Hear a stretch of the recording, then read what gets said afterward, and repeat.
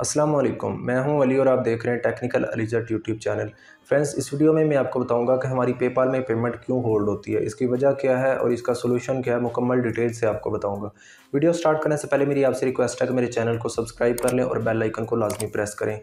Friends, PayPal दो तरह के होते हैं, एक पर्सनल पेपाल अकाउंट होता है और एक बिजनेस पेपाल अकाउंट होता है। और पेमेंट्स भी दो तरह की होती हैं, एक फ्रेंड एंड फैमिली की पेमेंट होती है और एक गुड्स एंड सर्विस की पेमेंट होती है। दोनों केसेस के बारे में मैं आपको डिटेल से बताऊंगा।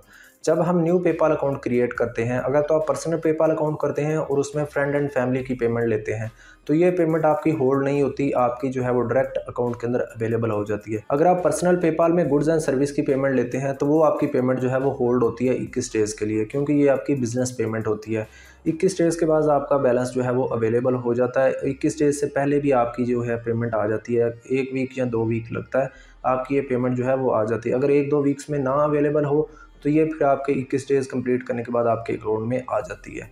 दूसरा जो बिज़नेस पेपाल अकाउंट है, उसके अंदर अगर आप फ्रेंड एंड फैमिली की पेमेंट लें या गुड्स एंड सर्विस की पेमेंट लें, वो आपकी बिज़नेस पेमेंट ही कंसीडर होती है, वो आपकी होल्ड पे लगती ही जब आप new business PayPal account create करते हैं और उसमें पेमेंट रिसीव करते हैं तो वो आपकी होल्ड पे लगती है। ठीक है, ये पेपाल की पॉलिसी है 21 डेज़ की।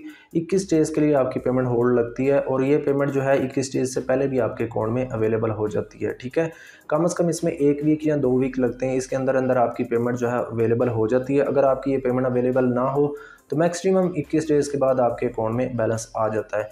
इस तरह आपके जो है वो 2 से 3 ट्रांजैक्शंस जो पेपाल है वो होल्ड कर सकता है और उसके बाद आपका अकाउंट जो है वो एक्टिव हो जाता है, फिर आपकी पेमेंट होल्ड पे नहीं लगती। फ्रेंड्स, दूसरी जो पेमेंट होल्ड होती है वो होती है 24 आवर्स के लिए या फिर 48 आवर्स के लिए। इसमें ये होता है कि पेपाल जो है वो सिक्योरिटी के लिए आपकी पेमेंट होल्ड करता है। आपका पेपाल अगर ओल्ड भी है तो फिर भी इसमें पेपाल जो है वो होल्ड कर लेता है 24 घंटों के लिए, 48 घंटों के लिए।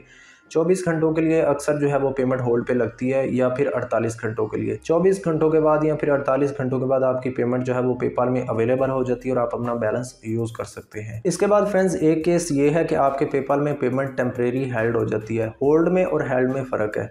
हेल्ड उस टाइम पे होती है जब आपके पेपाल में कोई डिस्प्यूट लगाता है। अगर तो आपके पेपाल में किसी ट्रांजैक्शन पे किसी ने डिस्प्यूट लगा दिया है और वो ट्रांजैक्शन आपकी हेल्ड हो जाती है। ठीक है, अगर तो आप केस विन करते हैं तो वो ट्रांजैक्शन आपके अकाउंट में जो है वो अवेलेबल हो जाती है। अगर आप हारते हैं तो वो जो पेमेंट है वो आपके बायर को चली जाती है, जिससे पेमेंट आई होती है उसको जो है वो पेमेंट वापस चली जाती है।